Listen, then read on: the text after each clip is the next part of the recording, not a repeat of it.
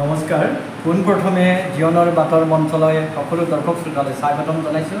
আজি এই শুভ ক্ষণত 5 ছেপ্টেম্বৰ শিক্ষক দিৱস দিনা সমগ্ৰ অসমবাসী ৰাইজলৈ শিক্ষক দিৱসৰ শুভেচ্ছা জ্ঞাপন কৰিছোঁ। শিক্ষক দিৱস উপলক্ষে আজি আমাৰ সেই স্কুলৰ প্ৰাংগণত অনুষ্ঠিত কৰিবলৈ আগবাঢ়িছোঁ। শিক্ষক মমৰ দৰে পোহৰ বিলাই বিলাই শেষ হৈ যোৱাৰ দৰে তেখেতো এনেকুৱা এগৰাকী মহান ব্যক্তি আছিলে। তেখেতৰ আদৰ্শৰাজিবোৰ আমি উঠি অহা নৱচামে ছাত্ৰ ছাত্ৰীসকলে অনুপ্ৰাণিত কৰিবৰ বাবে আজি সমগ্ৰ স্কুলে প্ৰাথমিক মধ্য ইংৰাজী বিদ্যালয় হাইস্কুল উচ্চতৰ বিশ্ববিদ্যালয় সকলোতে শিক্ষক দিৱস দিনটো পালন কৰা হয়। প্ৰশিক্ষা আলোচনী সাম্প্ৰতিকলৈকে মোৰ লেখা এটা প্ৰকাশ পাইছে। এই কবিতাটি আপোনালোকৰ আগত মই পাঠ কৰি শুনাব বিচাৰিছোঁ। কবিতাটিৰ শিৰোনাম শিক্ষক দিৱস, ডক্টৰ সৰ্বপল্লী ৰাধাকৃষ্ণন।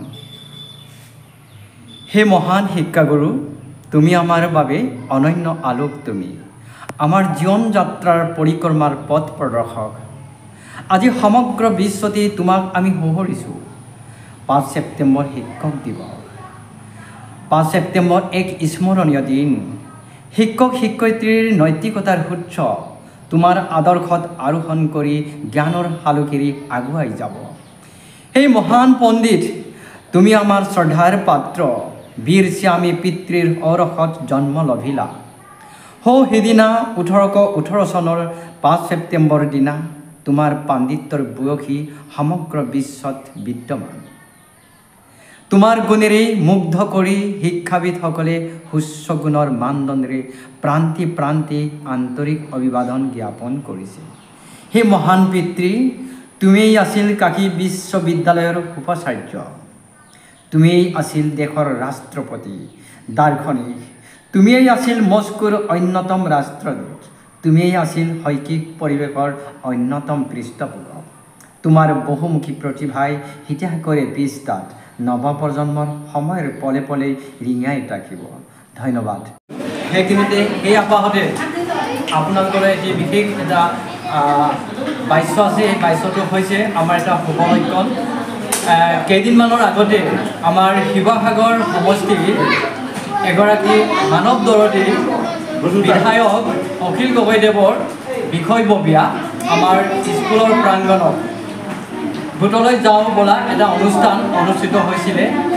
বিষয়ববীয়া দুগৰাকীমান আহিছিলে। তেখেতসকল মোক কিছুমান কথা আশ্বাস দিছিলে যে আমাৰ এনেকুৱা এটা বেচৰকাৰী বেকগ্ৰাউণ্ডত এটা বহু ভিতৰত এখন গাঁও শিৱসাগৰত অৱস্থিত দিচাংমুখ অঞ্চলৰে পঞ্চায়তৰ ফালৰ পৰা আজি প্ৰতি আমি স্কুলৰ যিটো আচবাব, স্কুলৰ বিষয় সন্দৰ্ভত কোনো এটা আমাক দান অনুদান দিয়াৰ পৰা আমি সেইখিনি বঞ্চিত হৈ আছোঁ। আমি বহুবাৰ এপ্লিকেশ্যন প্ৰদান কৰিছিলোঁ, অথচ আমাৰ দিচাংমুখ গাঁও পঞ্চায়তৰ বৰ্তমানৰ চৰকাৰৰ দিনত আমি একো স্কুলৰ নামত পোৱা নগ'ল। সেয়েহে আমি আশা কৰিছোঁ ৰাইজৰ দলৰ হৈ মিলি যিগৰাকী বিষয়ববীয়া আমাৰ স্কুলত তেওঁলোকে অহা মিটিং কৰিছিলে, তেওঁলোকে আশ্বাস দি থৈ গ'ল যে আমাৰ স্কুলৰ নামত কিবা এটা শৌচাগাৰ প্ৰধান কিবা তেওঁলোকে বনাই দিম বুলি ক'লে। তেখেতসকল হ'ল আমাৰ কেন্দ্ৰীয় সমিতিৰ এগৰাকী পদ্মকান্ত দাস ডাঙৰীয়া, তেখেত কেন্দ্ৰীয় সমিতিৰ সম্পাদক, আৰু এগৰাকী আহিলে জিতু জ্যোতি গায়ক, তেখেত শিৱসাগৰ জিলা ৰাইজৰ দলৰ এগৰাকী সভাপতি, তেখেতে ইয়াত বক্তব্য প্ৰদান কৰি থৈছে। এই আপাহতে তেখেতসকললৈকে ৰাইজৰ দলৰ তেখেতসকলে আমাক আশ্বাস দিছিলে।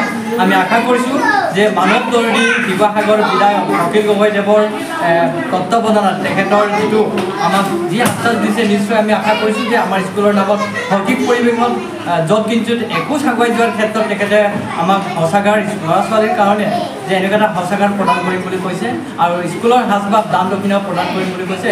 এই সপ্তাহতে আজি এই শিক্ষক দিৱস দিনা তেওঁলোক আটাইলৈকে ৰাইজৰ দলৰ আমাৰ মৰমৰ শ্ৰদ্ধাৰ মানৱ দৰদী এগৰাকী বিধায়ক অখিল গগৈদেৱলৈকে আন্তৰিক শ্ৰদ্ধা জ্ঞাপন কৰিছোঁ।